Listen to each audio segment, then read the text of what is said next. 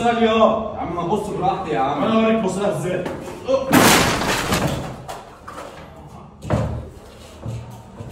ضربة الرجل الأمامية. تعالى بقى أقول لك إزاي تعرف تحمي نفسك من الضربة دي عشان ما يحصلش معاك زي ما حصل مع الراجل اللي أنت شفتوه من شوية. أول حاجة وهو بيوصل لك الضربة ما ينفعش تفضل واقف قصاده بالشكل ده. الصح إن هو بيوصل الضربة ألف جسمي لبره. تاني خطوة بعد ما لفيت جسمي بسيف اليد وفي رقبته، بلف جسمي لبره وبسيف اليد في الرقبة. وفي حل تاني بشكل مختلف لو هو بيوصل لك نفس الضربة، بلف وبجنب القبضة بوصل ضربة في الفك، بضرب تحديدا في الفك السفلي. يبقى أول نقطة عندي الحنجرة، تاني نقطة عندي الفك السفلي. وخليك فاكر دايما إن ما ينفعش أفضل واقف قصاد الخصم، لأنك لو فضلت واقف قصاده لحظة هتبقى في حتة تانية خالص، ممكن توصل لكسر في الظهر. وعندك أكتر من حل ممكن تنفذه بعد ما بتلف جسمك وتمسك رجله. ممكن تضرب رجله التانية الواقفة وساعتها تبقى أنت شلته خالص من على الأرض. مهم جدا فكرة إنك تلف جسمك لبره وهو بيوصل لك ضربة الرجل الأمامية، لأن بالطريقة دي بدل ما يجي يضربك هيبص يلاقي نفسه بيضرب الهواء. وطبعا أنت عارف الباقي، يا بسيف اليد في الرقبة يا بجنب القبضة وفي الفك السفلي. كلها نقط مؤذية جدا على فكرة، فلازم تكون عارف انك ما تستخدمهاش الا في حالة الضرورة القصوى. ولازم تكون عارف ان رد فعلك في الاساليب دي لازم يكون سريع جدا، لان خلي بالك ايدين الاتنين حرين، ممكن يعمل بيهم اي حاجة، ممكن يمسك فيك، ممكن تقعوا انتوا الاتنين على بعض، ممكن يوصل لك برضو ضربات حتى ورجله التانية مرفوعة، فخلي بالك من النقطة دي. وبرضو اكبر غلطة وقع فيها الراجل اللي شفناه ده هو عدم مراعاة مسافة الامان اللي بنتكلم عليها في كل فيديو. ما ينفعش خالص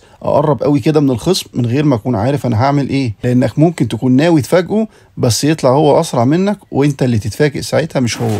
فلازم دايما تكون مأمن نفسك وواقف على بعد متر، ولو هو قرب وكسر المسافة دي لازم تبدأ تتعامل من غير أي تردد. وخليك فاكر دايما إن ضربة الرجل دي أول حاجة بعملها إني بخرج بره اتجاه الضربة، وبعد كده نتفاهم إزاي هصد، إزاي هسيطر عليه. ولكن المهم الخطوة الأولى دي ما تتنسيش. مطلوب منك إنك تكررها يوميا من 100 ل 200 مرة عشان بعد كده يبقى رد فعل تلقائي. وعلى فكرة التكرار هتلاقيه بيوصلك لنتائج مبهرة، هتلاقي جسمك بعد كده بيعمل الحركة لوحده، مش هتحتاج ساعة الموقف لسه هتفكر هتعمل ايه او تتصرف ازاي. اتمنى فعلا اكون قدرت افيدكم ولو معلومة بسيطة. بحترمكم جدا ووعدكم دايما بالمزيد. اشوفكم على خير.